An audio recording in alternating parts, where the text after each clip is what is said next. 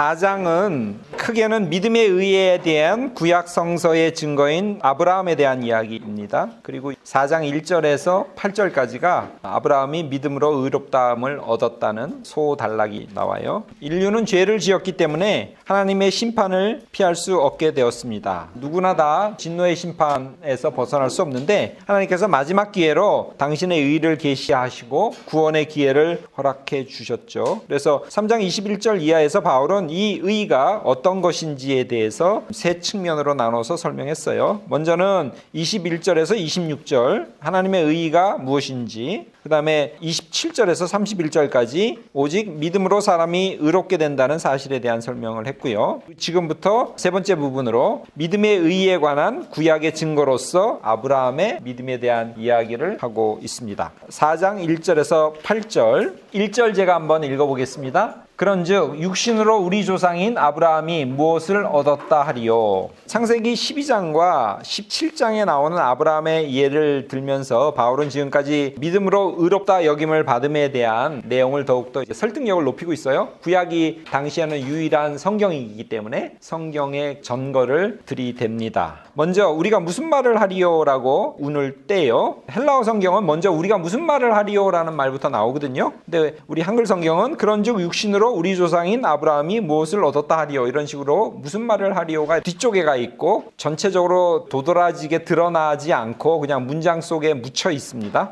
물론 지금 구문이 번역하기는 굉장히 어려워요. 그래서 지금 우리 개역 개정보다는 예를 들어서 이런 식으로 우리가 무슨 말을 하리요? 우리 조상 아브라함이 육신으로 발견했다는 말입니까? 아니면 우리가 우리 조상 아브라함에 대해서 무슨 말을 하리요? 그가 무엇을 발견했다는 말입니까? 등으로 해석하는 게 더 나을 것 같다. 헬라어의 그 어순이나 그리고 우리가 무슨 말을 하리요라고 주의력을 끌면서 표현하는 그 표현들 이런 식으로 살려주는 게 어떨까? 한번 제안을 해봅니다. 무슨 말을 하리요라는 표현은 로마서 곳곳에 나오죠. 뭐 3장 5절이나 6장 1절이나 등등등등 많이 나옵니다. 여기서 아브라함을 우리 조상이라고 설명하거든요. 그래서 여기서 우리란 누굴까? 기본적으로 우리 조상, 아브라함이 우리 조상이라 그러면 이게 유대인을 상정할 수 있지 않습니까? 그렇지만 출신인이 지금 로마 교회잖아요. 그리고 대부분은 이방 사람들로 구성되어 있는 로마 교회이기 때문에 여기서 우리 아브라함이라고 할 때 이 우리를 굳이 유대인만 생각할 필요는 없을 것 같아요.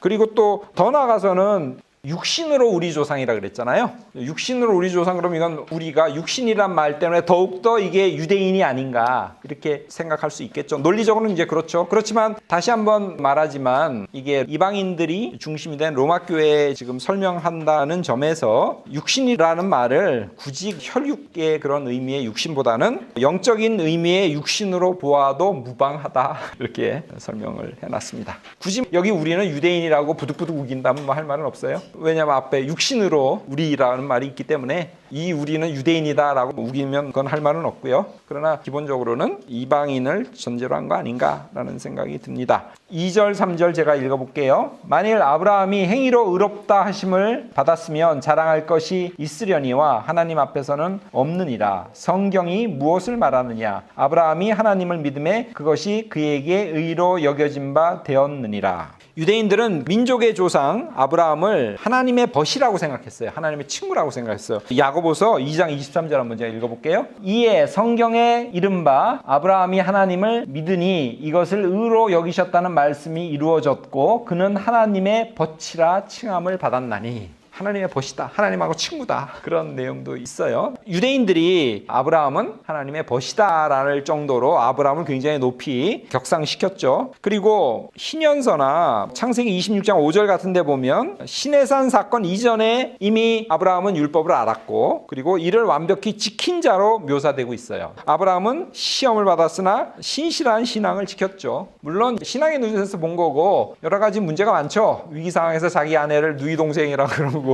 그러나 전체적으로 보면 율법을 지켰고 시험을 받았으나 신실하게 신앙을 지켰다고 지금 유대인들은 아브라함을 평가하고 있습니다. 그런 점에서 아브라함은 경건한 신앙인의 전형으로 유대인들은 평가를 했어요. 그래서 유대인 보기에 그는 행위로 의롭다 여겨진 가장 대표적인 모델, 롤 모델이라고 볼 수 있죠. 그러나 바울은 아브라함을 그런 식으로 평가하지 않아요. 행위와 관련해서 아브라함에 대한 이야기를 거의 안 해요. 관심 있는 건 뭐예요? 믿음이죠. 재밌는 건 바울은 아브라함의 위대한 업적 중에 하나 아니면 정말 신실한 행위 중에 하나가 뭐예요? 자식을 바친 거잖아요. 이삭의 제사에 대해서는 이런 방구도 얘기하지 않아요. 바울은. 제사. 그럼 뭐 같아요? 유대교 같잖아요. 그러니까 그런 건 절대 얘기 안 해요. 부러워하면 지듯이. 그걸 얘기하는 순간 유대교적인 가치를 높여주는 거잖아요. 바울은 아브라함을 다른 잣대로 평가한다는 거죠. 창세기 15장 6절에 아브라함이 하나님을 믿음에 그 믿음을 의로 여기셨다. 이런 구절이 있지 않습니까? 믿음을 의로 여기셨다는 이거를 바울은 집중적으로 강조하죠. 바울의 눈에 볼 때 아브라함은 행위로 의롭다 여김을 받은 자가 아니에요. 믿음으로 의롭다 여기심을 받은 자죠. 바울은 믿음으로 의롭다 여김을 받는다. 행위로 의롭다 하심을 얻을 육체가 하나도 없다는 말을 이미 3장 20절 상반절에서 밝히고 있습니다. 그렇기 때문에 아브라함은 하나님 앞에서 자랑할 것이 없다. 2절에 그렇게 얘기해요. 유대인하고 전혀 다릅니다. 유대인은 하나님의 벗이라고 할 정도로 아브라함을 격상시키는 데 반해서 바울은 하나님 앞에 자랑할 것이 없다. 이렇게 얘기하죠. 하나님 앞에서라고 할 때 프로스테온이라고 하는데 히브리어는 리프네 에 해당되는 표현이고 라틴어는 꼬람데오 뭐 이런 말 많이 쓰죠. 그리고 3장 20절 상반절에 보면 에노피온이라는 단어, 누구누구 앞에 에노피온이라는 단어도 있고요. 더 찾아보자면 4장 17절에 제 주석책에는 없는데 카테난티라는 전치사도 누구누구 앞에, 그래서 하나님 앞에 카테난티 아우투, 그래서 아우투가 하나님이에요. 그런 프로스테온, 그 다음에 리프네 히브리어, 그 다음에 꼬람데오 하나님 존전에, 그 다음에 에노피온 3장 20절 상반절에, 그 다음에 카테난티, 이런 표현들이 다 유사한 표현이라고 이렇게 볼 수 있습니다. 어떤 사람은 또 이렇게 해석해요. 아브라함은 하나님께는 자랑할 권한이 없지만, 권리가 없지만 인간에게는 있다, 이렇게 해석하기도 하는데 그런 것도 전후 문맥에 맞지 않아요. 바울은 아브라함의 무슨 자랑거리에 대한 이야기를 하는 게 아니죠. 그러니까 누구도 하나님 앞에 자랑할 것이 없다는 이야기를 하는 거기 때문에 바울은 다시 말하지만 아브라함의 인간적인 측면의 그런 장점들, 이런 것들은 얘기하지 않아요. 바울은 믿음으로 의롭게 되었다는 아브라함의 신앙, 그것만 강조합니다. 하나님께서 아들의 희생을 통해서 우리에게 구원의 길을 열어주셨다는 이 사실, 이것을 믿을 때 우리는 구원을 받죠. 그래서 우리는 아무 공로 없이 그 믿음, 아들에 대한 믿음을 통해서 우리는 의롭게 됩니다. 그렇기 때문에 우리 인간은 하나님 앞에 결코 자랑할 것이 없습니다. 우리에게 자랑거리는 오직 주님뿐입니다. 고린도전서 1장 31절 같은 데 있고요. 우리는 그래서 예수 그리스도의 십자가만 자랑해야 된다고 갈라디아서 6장 14절에 나옵니다. 자, 4절, 5절. 일하는 자에게는 그 삭시 은혜로 여겨지지 아니하고 보수로 여겨지거니와 일을 아니할지라도 경건하지 아니한 자를 의롭다 하시는 이를 믿는 자에게 그의 믿음을 의로 여기시나니. 일하는 자, 즉 행위에 근거하는 자죠. 일하는 자가 어떤 보상을 받으면 그것은 그냥 당연한 대가로 여기죠. 그리고 은혜로 여기지 않죠. 이건 그냥 당연한 거다라고 그렇게 생각하죠. 아마 유대인들이 이런 태도를 취하지 않았을까 생각해요. 율법을 지켰으니까 하나님이 자신의 여호와가 되시고 자신들을 인도해 주시고 특별히 다른 민족과 다르게 취급해 주시고 축복해 주시고 하는 것이 당연한 거 아니냐라고 하는, 물론 감사함도 있겠지만 생각이 마음 한구석에 분명히 자리 잡고 있었을 텐데요. 그래서 그들의 관심은 하나님께 감사한다기보다는 어떻게 하면 이 율법을 계속 준행하고 살 건가, 거기에 모든 관심이 쏠려 있었죠. 그리고 율법 행위를 마치 공적처럼, 업적처럼 여겨서 하나님께서 주시는 은혜, 은총, 이런 것들은 그냥 당연히 받아야 될 걸로 그렇게 생각하는 경향이 많았죠. 반대로 그러한 그 일을 하지 않지만, 그래서 율법 행위대로 살지 않았기 때문에 경건하지도 않은 자를 의롭게 여겨주시는 분이 바로 하나님이다. 그 사건이 예수 그리스도를 통해서 나타났다고 하는 그 사실을 믿는 자, 그 믿는 자를 하나님은 의롭게 여겨주시죠. 그리고 그에게 은혜를 베푸세요. 그러면 이 사람에게는 이게 웬 떡이냐가 되죠. 아무 행위도 안 했는데, 그래서 나는 뭔가 하나님의 선물을 받을 자격이 없는데 하나님이 그냥 값없이 주시는 거예요. 예수 그리스도의 사건을 믿기만 했는데, 그렇기 때문에 그 사람은 일을 하지 않고 율법의 행위를 하지 않고 그랬음에도 불구하고 죄인을 구원해 주신 하나님의 자비하심과 그 사랑하심에 굉장히 감격하게 되죠. 그 하나님을 주님으로 고백하고 인정하고 그분 앞에 무릎을 꿇게 되죠. 그런 자들을 하나님께서는 의롭게 여겨 주시죠. 그래서 역설적인 상황이 발생되죠. 여기서 나오는 믿음이라는 것은 경건치 아니한 자를 의롭게 여기시는 분에 대한 믿음이죠.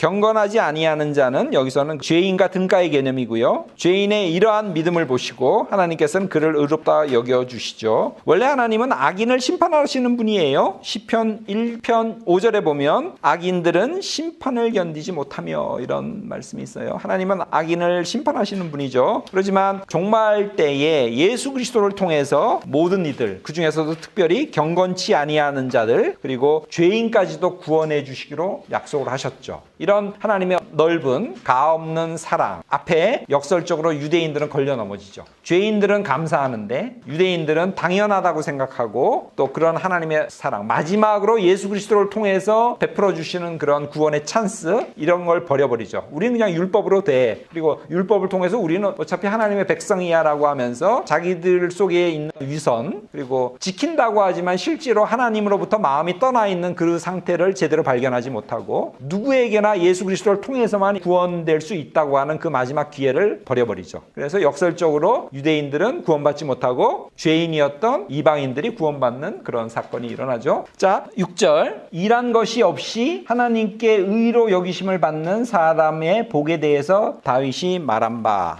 다윗은 행위 없이 의롭다 여기심을 받은 자가 얼마나 복된지에 대해서 노래했어요. 시편 32편에 그렇게 얘기했습니다. 아무 일도 안 하고 하나님의 축복을 받은 자가 얼마나 복되냐 그러죠. 우리 농담으로 그러잖아요. 죽기 전에 딱 믿는다 그러고 죽는 사람이 제일 행복한 사람이다, 이런 얘기하지 않습니까? 살고 싶은 대로 다 살다가 다윗도 제대로 일한 것이 없이 하나님의 의로 여기심을 받은 자가 얼마나 행복한지에 대해서 노래를 했는데, 그런 것처럼 아브라함도 믿음을 통해서 의롭다고 여겨졌지 않습니까? 믿음을 통해서 의롭다고 여겨졌다는 거예요. 행위가 아니라. 이렇게 해서 의롭다 여겨진 관점에서 다윗이 말한 찬양과 아브라함은 둘 사이에 공동점이 있죠. 그리고 믿음이란 여기서 행위에 반대되는 말이죠. 아브라함의 믿음 그리고 다윗의 찬양 가운데 나오는 행위 없이라는 말은 같은 말이라고 이렇게 볼 수 있습니다. 자, 7절 8절 다윗이 말한 내용을 시편 32편을 지금 인용하고 있습니다. 불법이 사함을 받고 죄가 가리어짐을 받는 사람들은 복이 있고 주께서 그 죄를 인정하지 아니하실 사람은 복이 있도다 함과 같으니라. 여기서 불법이라는 말이 나오죠. 아노미아. 이건 이제 무법적인 행동, 거룩함이나 의에 반대되는 개념이고요. 불법이 용서되고 죄가 가리어지고 그리고 지은 죄를 죄로 인정받지 않는 자는 정말 복된 사람이라는 거죠. 그죠? 이게 웬 떡이냐는 거죠. 나쁜 짓 마음껏 했는데